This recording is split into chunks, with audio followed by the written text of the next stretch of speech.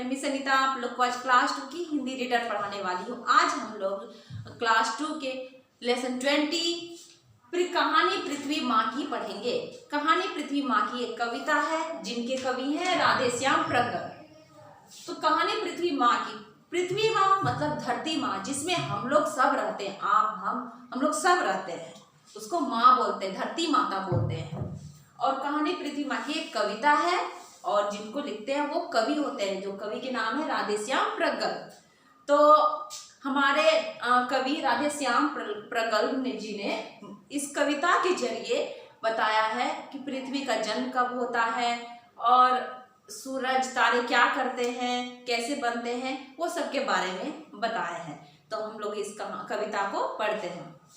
सुनो कहानी पृथ्वी माँ की, तुमको आज सुनाते हैं।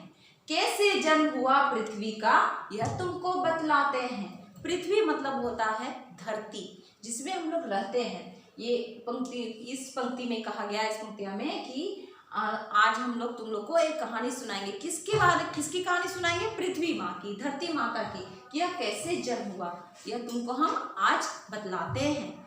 अगला लाइन है, कुछ कहते हैं पहले नभ में, मतलब कुछ लोग कहते हैं कि आकाश में पहले, नभ मतलब आकाश, सूरज था, थे कुछ तारे, मतलब पहले आकाश में सूरज थे और कुछ तारे थे। कुछ उनमें से बहुत बड़े थे, मतलब उनमें से कुछ बड़े थे, कुछ छोटे थे। कुछ छोटे से बेचारे, बेचारे मतलब छोटा छोटा जो दिखता नहीं है। कुछ आकाश में सूरज थे और कुछ तारे थे और उनमें से कुछ बड़े थे और कुछ क्या थे, एकदम छोटे छोटे थे। अगला लाइन में, सूरज गैस का पुंज दहकता। सूरज गैस का पुंज मतलब होता है ढेर, समूह, और दहकना मतलब ऊंची लपट के साथ जलना।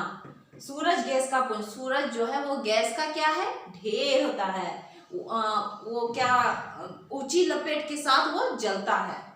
गोला है वो आग का, पृथ्वी नाम इसी गोले के, है छोटे से भाग का। मतलब गोला है वो आग का गोला कौन है? सूरज है, वो आग का गोला कहलाता है। पृथ्वी नाम इसी गोले के, है छोटे से भाग का। पृथ्वी भी क्या है, इसी में से एक छोटा सा गोला है, इसी का एक भाग है, छोटा सा गोला है। ये सब पंक्तियों में यही बताया गया है। साफ साफ इस पंक्तियों में तो दिया हुआ ही है कि इस पंक्ति में क्या क्या बोला जा रहा है, कहानी है ना। तो कहाँ इस कविता को फिर से इतना लाइन तक पढ़ते हैं। सुनो कहानी पृथ्वी माँ की, तुमको आज सुनाते हैं। कैसे जन्म हुआ पृथ्वी का, यह तुमको बतलाते हैं।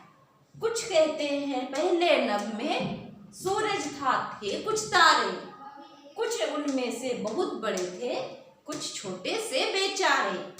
सूरज गैस का पुंज दहकता, गोला है वो आग का, पृथ्वी नाम इसी गोले के, है छोटे से भाग का। अब अगली लाइन पढ़ते हैं हम लोग। अगली पंक्तियां हैं, पर यह कैसे हुआ सूरज से अलग, तुम्हें समझाते हैं। सुनो कहानी पृथ्वी माँ की, तुमको आज सुनाते हैं। कवि बोलते हैं कि सूरज से पृथ्वी जो था वो अलग कैसे हुआ, तुमको आज हम समझाते हैं। सुनो कहानी पृथ्वी माँ की, तुमको आज सुनाते हैं। बड़ा सूरज से तारा था, बड़ा सूरज से क्या था, एक तारा था। एक घूम रहा आकाश में, एक कहाँ घूम रहा था, आकाश में, जो कि घूमते हुए सूरज के एक दिन पहुंचा पास में। जो कि एक तारा घूमते घूमते कहाँ पहुंचा, सूरज के पास पहुंचा।